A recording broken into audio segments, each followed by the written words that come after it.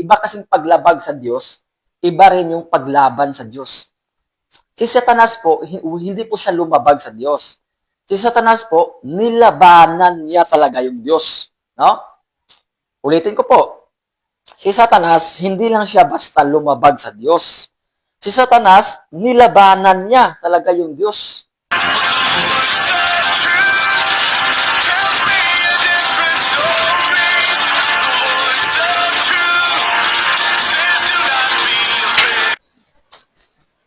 Isang mapagpalang araw po sa ating lahat.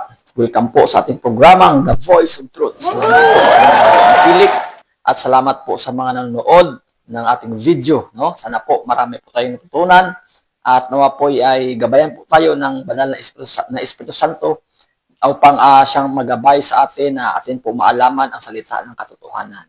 Alright, no, sa pagkakataong ito, mga gilaw na taga-subaybay, isa naman po sa panibagong topic po ang ating pag-aaralan ngayon. No?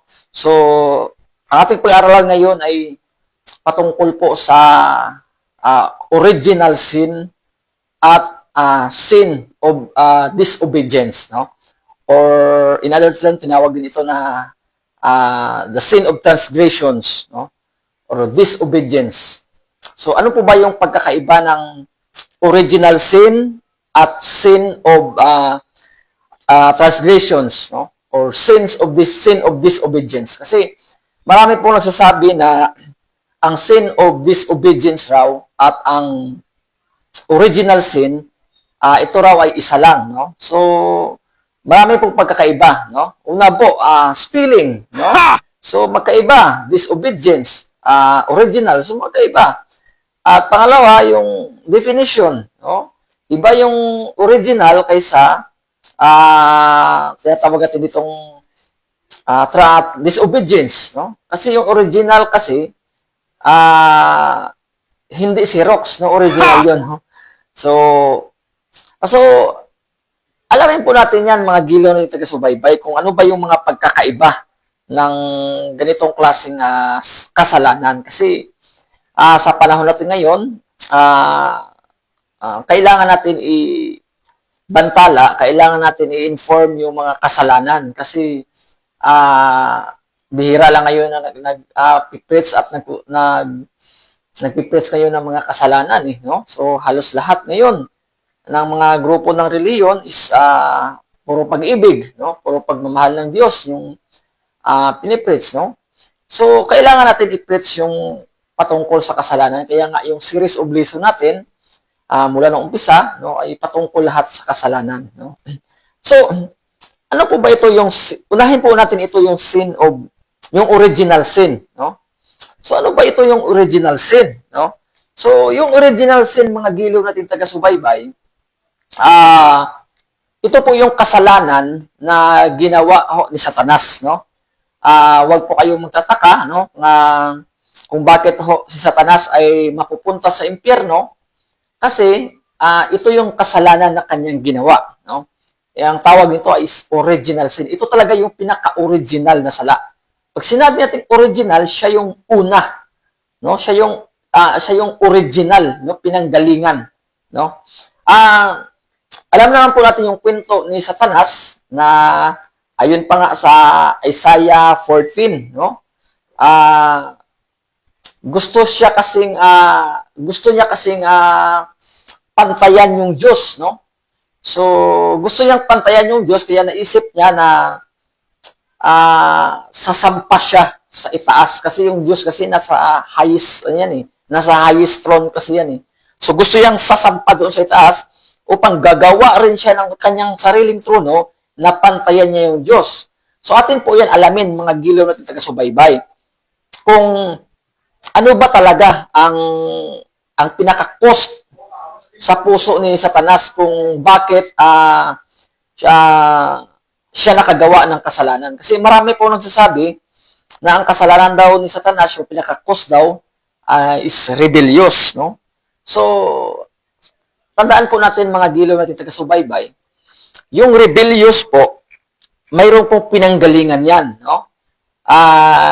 Yung rebellious po, kaya ho siya nagre-rebelde sa Diyos wala naman siya dapat ika-rebelde sa Diyos no? Kasi wala naman siyang dapat i-oppose kasi kaya nga ako hindi po ako naniniwala na ang kasalanan ng Satanas ay sin of rebellious o rebelde. Hindi po sin of kudita kasi una, wala naman siya dapat i-disagreehan sa Diyos kasi ang Diyos ay lahat perpekto, lahat tama.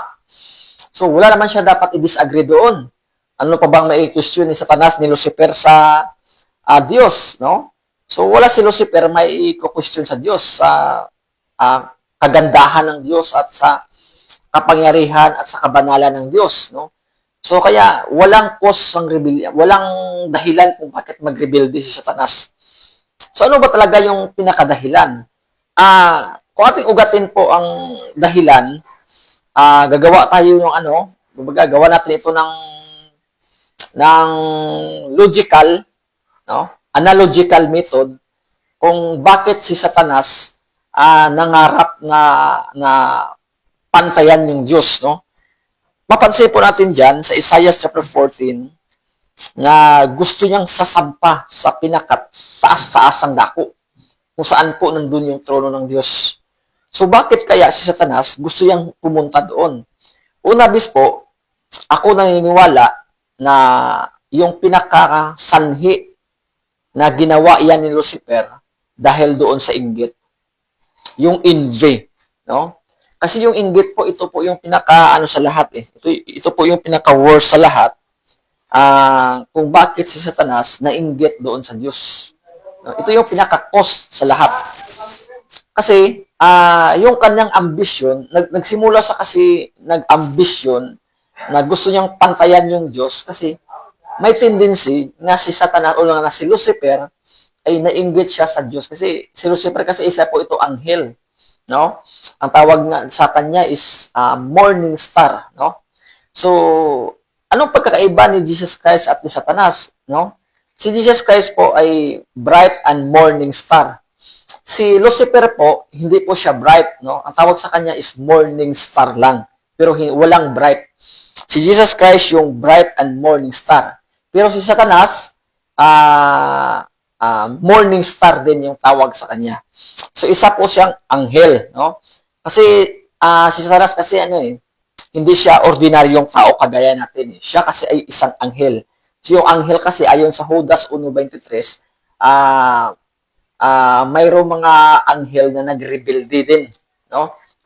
Kasama ni Satanas. So, ibig sabihin, hindi lang si Satanas yung isa na nagrebelde doon sa Diyos, no? Marami din yung sumama kay Satanas, no? Parang rebelde ngayon sa bukid, no? Hindi lang isang tao, marami din ngayong mga rebelde sa bukid. Alright, no? So, pansinin po natin mga gilo rin nagsubaybay na ang kasalanan po na ginawa ni Satanas, yung pinaka-cause na pumasok sa kanyang puso, based in analogical method, analogical study, dahil po doon sa inggit. Ako naniniwala na nainggit siya sa Diyos, sa kapangyarihan ng Diyos. Kaya, nagsimula siyang mangarap na pantayan yung Diyos, na kagaya siya ng isang Diyos, no? Kung anong kapangyarihan ng Diyos, ganun din sa kanya. Kaya, kasi pag wala kasing inggit doon, bakit naman siya mangarap na pantayan yung Diyos kung hindi siya naiinggit? Anong gusto niya? Trip-trip lang. Na gusto niya lang doon. Hindi naman yan siguro magagawa kung walang cost. Ay yung pinakadahilan o yung pinaka-cost sa lahat kung bakit si Satanas nangarap na maging Diyos dahil doon sa inggit. Kaya mahirap po yung inggit na kasalanan, no? Kaya po sa mga inggitero, nakakatakot po yan, no? Bilang mga ngaral po, isa po sa mga pinaka-mortal sin yan. Ang tawag na sa Catholic is mortal sin, no?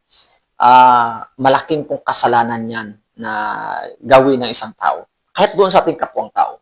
Marami mga tao ngayon na naiinggit, no? Inggitero talaga kung ano yung sa kanya, gusto niya rin gayahin. Yung iba nga, gusto pang kumantay doon. So, masama yun. Yan yung diwa na satanic, no? Satanic diwa po yan yung inggit. Yan yung pinakamalala sa lahat na kasalanan. Kasi hindi po yan nabilang doon sa sa sin of transgressions, no? Hindi po siya nabilang doon. Okay, so yan po yung original sin, no? yung original sin, mga giliw natin taga-subaybay, ito yung ginawa ni Satanas doon pa lang siya sa langit. No? Ibig sabihin, before pa na-create ang sanlibutan, mayroon ng kasalanan na nag-exist doon sa langit. No? Mayroon ng kasalanan na ginawa si Lucifer doon. Kaya si Lucifer naging Satanas kasi sabi ng Isaiah, inihagis siya dito sa lupa. No? So, kasi bawal doon sa langit yung corrupt, no? Bawal doon sa langit yung mga makasalanan. Kaya inalis siya doon at inihagis dito sa lupa. So, before pa lang, mayroon na palang kasalanan na nag-i-exist sa langit bago na lalang yung sanlibutan. So, magandang pag-usapan yan pagdating sa Biblia, no? Kasi, maraming nagsasabi na wala pa na-create yung sanlibutan, ibig sabihin, nandun na si Satanas. Nagkakasala na doon siya. No? Kaya, lumala ang Diyos ng sanlibutan at dito siya inilagay. No? At dito rin niya inihasik yung kasalanan. No? Na kinukumbinsi niya yung mga tao. So, yan yung original sin. Kaya si Satanas, hindi pwede mapatawad ng Diyos dahil yung kanyang ginawa na kasalanan ay hindi po yan sakop sa redemption. No? Hindi po yan sakop. Kasi una, yung redemption kasi, yung nasakupan lang yan, yung kasalanan na na-contaminate ng mankind, no? Ng mga sangkatauhan. So, iba yung kasalanan ng mga anghel, no? Kaysa mga tao. So, kaso lang, pag hindi tayo mag-iingat, pag yung cause ng puso ni Satanas, ganun din yung nasa puso natin, mapapa-imperno talaga yung tao. Bakit? Halimbawa, ikaw, mayroon kang inggit sa puso mo. Alam naman po natin yung pinaka-cause na bakit si Satanas nag-ambisyon na pantayan yung kapangyarihan ng Diyos. Dahil sa kanyang inggit, naiinggit siya sa kapangyarihan ng Diyos, kaya siya nag-ambisyon. No? So, yung pinaka-cause doon is, is inggit po, no? Mga giliw natin taga-subaybay. Okay, so dako naman po tayo sa sin of transgressions or sin of disobedience. Ano po ba itong sin of disobedience? So ito po ang sin of disobedience. Ito po yung kasalanan na nilabag, no, ng unang tao sa lupa, no? Si Adan at Eva. Take note po mga giliw natin taga-subaybay. Kaya ko po nasabi na magkaiba yung original sin kaysa sin of disobedient. Kasi sa panahon kasi na ni Lucifer, nung hindi pa nilalang yung sanlibutan, walang utos doon. So kayo ba, may nabasa ba kayo na si Lucifer ay inutusan ng Diyos na thou shall not reveal in me, no? Huwag kang magre-reveal di sa akin, ha?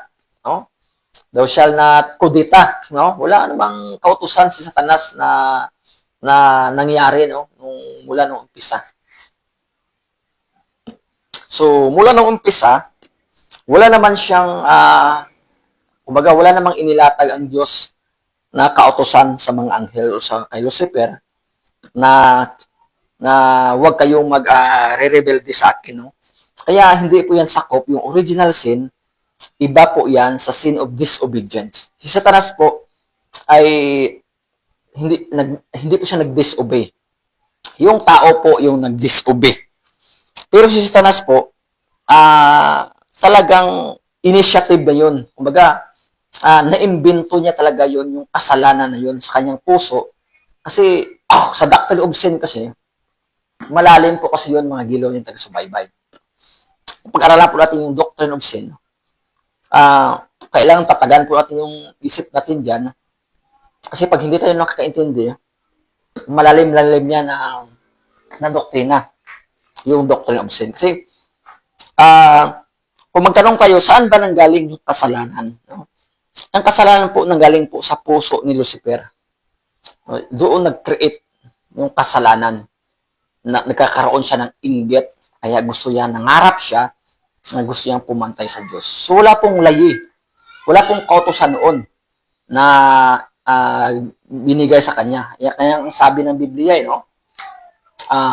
Sabi ng Roma 4:15, kung walang kautosan, wala ding pagsalangsang. or wala ding paglabag. So therefore, exclusive lang po ito sa tao. Kasi yung tao talaga, labagista talaga yung tao. So, ang tao talaga, lumalabag talaga sa kautusan. Kaya ang sabi ng Apostol Pablo sa Roma, kung walang kautusan, wala ding pagsalangsang. No? So, dahil doon sa kautusan, ang tao nagsalangsang. Halimbawa, parang sa time ni Adan at Eva, no? So, ang sabi ng Genesis chapter 3, napakalinaw ho na sinabi ng babae doon sa serpent na siya yung Satanas. Sabi niya, sinabihan na kami ng Panginoon namin na ayaw kainin yung bunga niyan. Kasi pag kumain kami yan, kahit humipo man lang, mamamatay talaga kami. So nag-insist talaga to si Satanas. Sabi ni Satanas, hindi kayo mamamatay. Kung makakain kayo ng kanyang klaseng puno, kagaya kayo sa isang Diyos. Magkagaya kayo sa Diyos. Pero hindi po ito yung Diyos na makapangyarihan, ha? Kasi pag pinansin nyo po ito yung words na God, hindi po ito capital G. Oo. Small G po ito yung gods. Ibig sabihin, alam naman po natin na si Lucifer napakasinungaling nun, si Satanas napakasinungaling, ginamit niya yung term na God, no? Pero hindi yung God na tumutukoy. Yung tao talaga, kailanman, hindi po natin kayang pantayan yung Diyos. Siya lang gustong pumantay sa Diyos. Kaya sinabi sa babae na kagaya kayo ng Diyos kung makain nyo yan. Yung tinutukoy yan na Diyos, siya yun. Kasi Satan is God of this world naman siya talaga, no? Siya yung Diyos ng sanlibutan. So, yan yung kasalanan na transgressed sin or sin of disobedience, yung nagawa ng tao. No? Halimbawa, inutos ng Diyos na kailangan igalang natin yung ating mga magulang. Kumbaga, magpapakumbaba tayo. So, pag yung kanyang klaseng utos, nilabag mo yan, automatic talaga, nagkakasala ka talaga. No? Kasi, dahil, alam na ng lahat na mayroong rules Lahat ng mga bagay, mga giliw at taga-subaybay, mayroong rules. Rules and ordinance. Kahit dito, kahit sa mga layipo ngayon, mayroon pong mga rules. So, pag nilabag mo yun, automatic, magkakasala ka. No? Hindi kagaya kasi sa kasalanan nagawa ni Satanas na walang kautusan yun. Pusa siyang nagkakasala na na-create sa kanyang puso yung inggit, kaya siya nagkakasala. No? Pero wala siyang kautusan. No?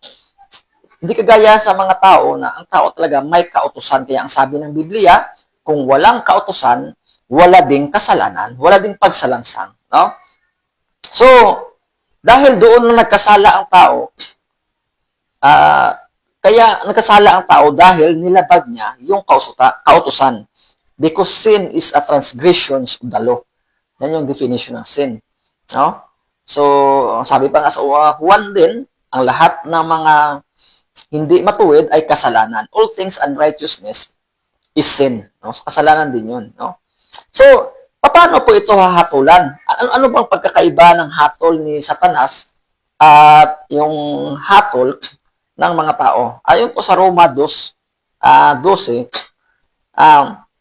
hahatulan ang may kautusan at ang walang kautusan. So, both pala ho, pareho pong hahatulan. Yung may kautusan at walang kautusan. No? Magkapareha po silang hahatulan. No? Kaya si Satanas, hahatulan din kahit siya ay walang kautusan. Yung mga tao, hahatulan din ayon din sa kautusan. Kasi, sabi ng Biblia, yung kautusan talaga ng Diyos, yung ihahatol sa atin. Ibig sabihin, pagdating ng paghukom, sa kautusan din tayo hahatulan. No? Kumbaga, babasahin niya yung rules, parang sa korte, no? Pag nakapunta ka doon sa korte, pag ipinakorte ka, babasahin sa iyo yung Miranda rules, yung ganyang klaseng rules, no? So, ganun din, mga gilo natin taga-subaybay, pagdating sa judgment, no? Yung walang kautusan at yung may kautusan, kapwa po hahatulan yan. No? Magkaiba pong hatol yan na nandoon sa kanya. No? So, bakit may mga tao, baka pumasok sa katanungan natin, bakit may mga tao na mapapunta doon sa impyerno? No? Kasi may mga tao talaga na matigas talaga yung ulo. No? Alam na nila yung kautusan, pero lumalabag pa rin. At may mga tao din naman na ginaya nila yung kasalanan ni Satanas. No? Take note, ito yung original sin, ito rin yung tinatawag nating unpardonable sin. Kasi mayroon tayong tinatawag na unpardonable sin. Ito yung unpardonable sin, natalakay po natin nung nakaraan ito, nung matagal na ako nag-live nito. Ito yung unpardonable sin, yung kasalanan na hindi, walang patong or walang bill, or yung kasalanan na hindi mapapatawad, ito yung original sin. No? Ito yung kasalanan na ginawa ni Satanas. Ito yung original sin, ito rin yung unpardonable sin. Kaya si Satanas hindi po yung maaaring patawarin ng Diyos kasi yung nagawa niyang kasalanan is unpardonable sin. Kasalanan na hindi po mapapatawad. No? Bakit? Kasi ang unpardonable sin is blasphemy of the Holy Spirit. Ano po itong blasphemy of the Holy Spirit? Yung blasphemy of the Holy Spirit po, mga gilo na taga-subaybay, ito po yung yung dinalabanan mo yung Diyos. Kasi yung Diyos is spirit eh. No? John chapter 4, God is a spirit. So yung blasphemy of the Holy Spirit, yung Diyos, yung nilabanan mo talaga yung Diyos. Hindi lang siya mo nilabag. Iba kasing paglabag sa Diyos, iba rin yung paglaban sa Diyos. Si Satanas po, hindi po siya lumabag sa Diyos. Si Satanas po, nilabanan niya talaga yung Diyos. No? Ulitin ko po. Si Satanas, hindi lang siya basta lumabag sa Diyos. Si Satanas, nilabanan niya talaga yung Diyos. No? So kung ikaw na tao, kung gayahin mo to yung kasalanan ni Satanas, kung gusto mong labanan ang Diyos, gusto mo kapuutan ang Diyos, yung kasalanan na ma-charge sa iyo ng Diyos, yung kasalanan na unpardonable sin. Kasalanan na hindi mapapatawad. Na ito yung unpardonable sin, ito rin yung original sin. So, ito rin yung original sin, no? Mga gilaw nating taga-subaybay. Ayon sa unang Juan 3:4, ang kasalanan ay paglabag sa kautusan. No? So, lahat kasi ng ito kasi, nilabag mo yung kautusan, kasalanan yon. No? Part ng kasalanan yon. Yung nilabanan mo ng Diyos, matinding pa rin kasalanan yun kasi unpardonable sin yun. No? So, lahat kasi ng hindi matuwid, ay paglabag no, sa kautusan. Yung charge natin na kasalanan kasi, yung disobedience. Ito yung disobedience na kasalanan. Ito yung yung sinacharge sa tao. Pero may mga tao talaga na parang ginawa niyang kasalanan, yung kasalanan talaga sa ginawa ng demonyo ni Satanas na nilabanan yung Diyos, no? Ang tao kasi kadalasan kasi nilabag lang yung Diyos. Halimbawa, mapupuot ka sa kapwa mo, no? Inggitero ka sa kapwa mo. Kumbaga, mabilis kang mapaghusga. So, lahat yan will inform na tayo sa kautusan. Hindi na po ignorante yung tao pagdating sa kautusan. Lahat ho, alam na po naman po natin na pag pumatay ka, kasalanan yan. Kasi nasa kautusan yan. Alam naman po natin magsinungaling ka, kasalanan yan. Alam naman po natin na pag mayabang ka, kasalanan yan. Alam naman po natin na kung mapuot ka sa kapwa mo, kasalanan yan. So, yan ang klaseng kasalanan, mayroon ng kautusan yan. Kompleto na po yung kautusan. Thou shall not lie, thou shall not kill, thou shall not steal. No?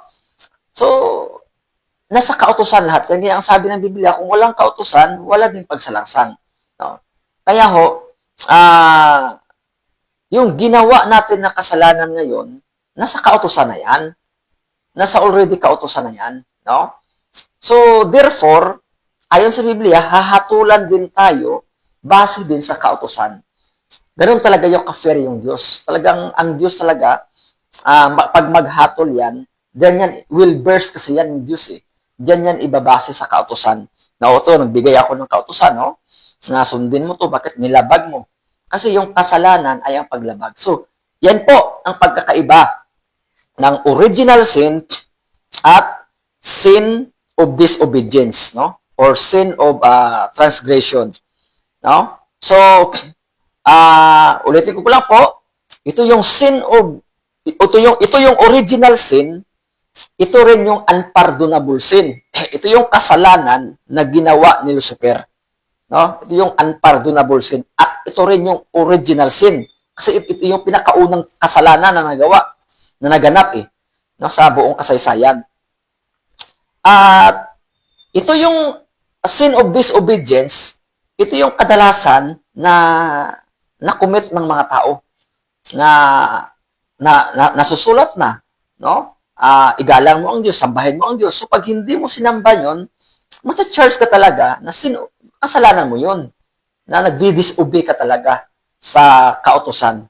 But ang sabi ng Biblia, kung walang kautusan, ay wala rin kasalanan. So sana po sa simpleng mensahe at simpleng doktrina po na mula sa Biblia, sana po magkakaroon po tayo ng kaunting unawa, no, na intindihin po ng maigi ang salita ng Diyos. Salamat po, tangkilikin po natin ating programang The Voice of Truth. Maraming salamat and God bless everyone.